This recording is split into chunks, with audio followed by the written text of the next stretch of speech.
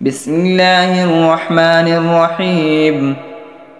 الرحمن علم القرآن، خلق الإنسان علمه البيان. الشمس والقمر بحسبان، والنجم والشجر يسجدان. والسماء رفعها ووضع الميزان، ألا تطغوا في الميزان. وأقيموا الوزن بالقسط ولا تخسروا الميزان.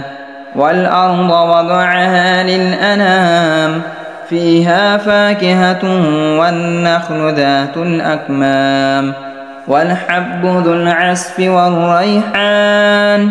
فبأي آلاء ربكما تكذبان؟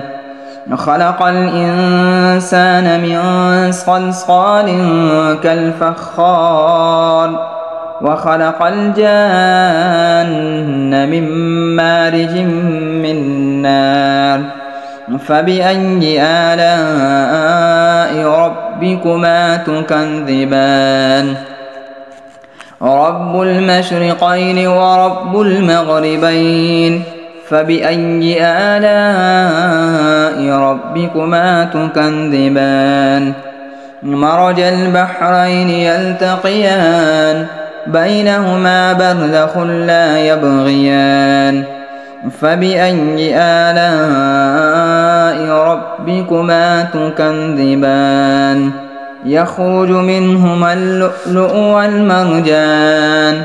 فبأي آلاء ربكما تكذبان؟ وله الجوار المنشآت في البحر كالأعلام. فبأي آلاء ربكما تكذبان؟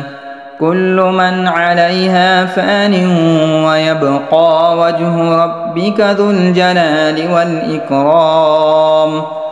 فبأي آلاء ربكما تكذبان؟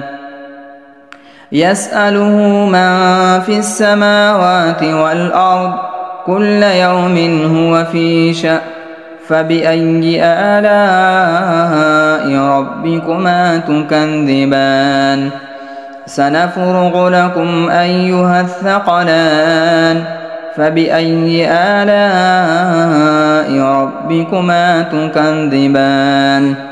يا معشر الجن والإنس إن استطعتم أن تنفذوا من أقطار السماوات والأرض فانفذوا، لا تنفذون إلا بسلطان.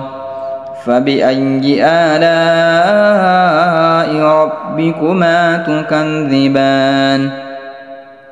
يرسل عليكما شواظ من نار ونحاس فلا تنتصران. فبأي آلاء ربكما تكذبان؟ يا معشر الجن، فإذا انشقت السماء فكانت وردة كالدهان. فبأي آلاء ربكما تكذبان؟ فيومئذ لا يسأل عن ذنبه إنس ولا جان. فبأي آلاء ربكما تكذبان؟ يعرف المجرمون بسيماهم، فيؤخذ بالنواصي والأقدام. فبأي آلاء ربكما تكذبان؟ هذه جهنم التي يكذب بها المجرمون، يطوفون بينها وبين حميم آن. فبأي آلاء ربكما تكذبان؟ ولمن خاف مقام ربه جنتان.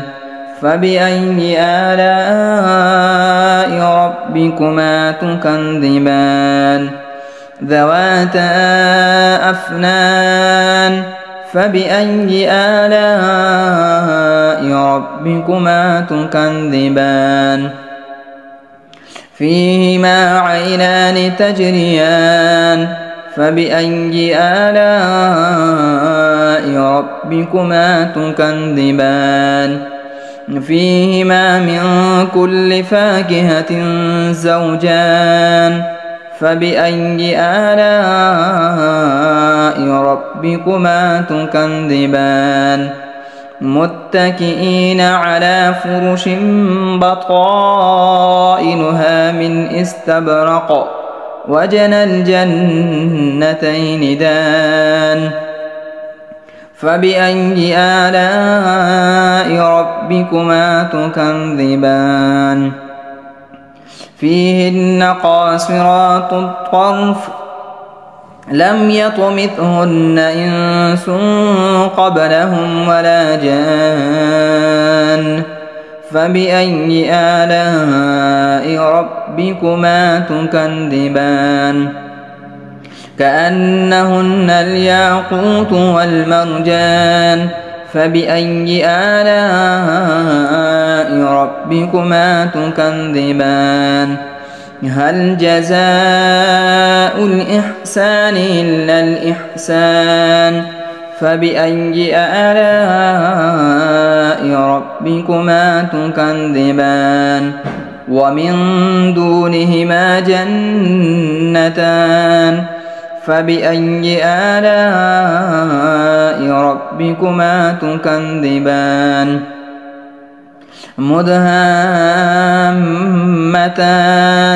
فبأي آلاء ربكما تكذبان فيهما عينان نضاختان فبأي آلاء ربكما تكذبان فيهما فاكهة ونخل ورمان فبأي آلاء ربكما تكذبان فيهن خيرات حسان فبأي آلاء ربكما تكذبان حور مقصورات في الخيام فبأي آلاء ربكما تكذبان لم يطمثهن إنس